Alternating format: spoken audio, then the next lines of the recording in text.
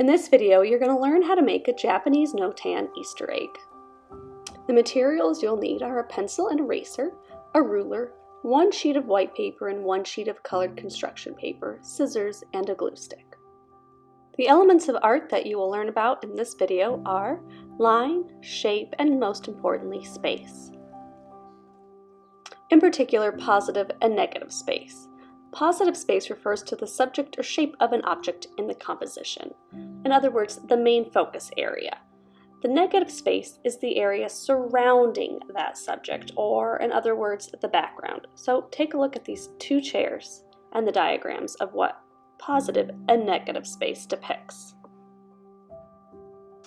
Positive and negative space can actually be subjective. That's because the way we all perceive the world varies from person to person. Take a look at the image on the right and think about it. Do you see A, a vase, or B, two faces? This illusion is an extreme demonstration of the differences in perception. Most of the time, the positive and negative space will be obvious, and everyone will actually see the same thing. Being able to recognize both positive and negative space are important to creating successful and balanced pieces of art. For example, the portrait shows the picture of the man as the dominant shape, or your positive shape. The background is the negative shape. So we are going to create an Easter egg using both positive space and negative space, combining those to show contrast. Your I can statement is I can create a Japanese-inspired Notan Easter egg using the elements of our line, shape, and space.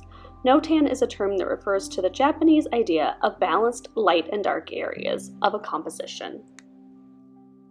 Once you have chosen your two pieces of paper, one colored and one white, measure it and then divide it in a little bit less than half. So you can see it's about 8.5, but I divided it at 4 inches. That's really important because you don't want it to go over the half mark, or your Japanese Notan positive and negative space won't work. So we're going to draw 1/2 of an Easter egg by drawing one big curved line that goes almost to the top of our paper and almost to the bottom, but not quite. Now you want all of your lines to line up with the edge of this paper. That is very important. Do not draw in the middle of your egg. So I'm going to draw sort of a tulip flower pattern. Again, everything that I draw is going to touch the edge of my paper. So you can just do any series of lines or shapes that you would like for this assignment, or follow me. But again, everything, and I can't say this enough, has to touch the center line or outside edge of our paper. Try and keep your designs as simple as possible. Again, make this easy.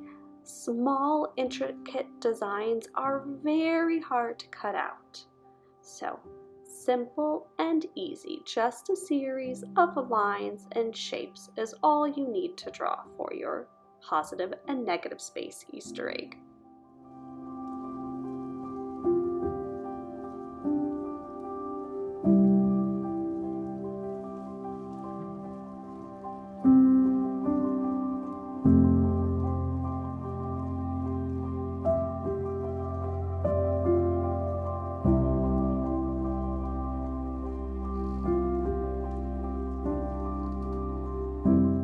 Now, as I'm finishing up my last design element on my egg, you can see that all of my lines go to the edge of my paper, and there's enough room to be able to cut each section out carefully.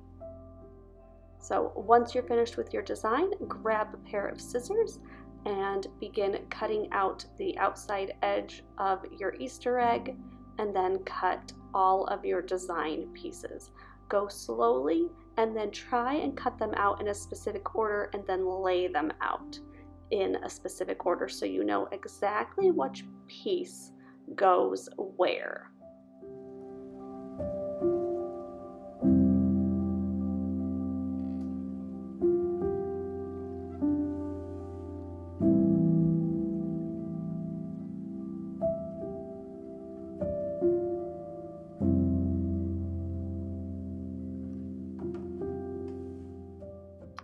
Once you are finished, I like to erase some of my pencil lines that might still be showing through.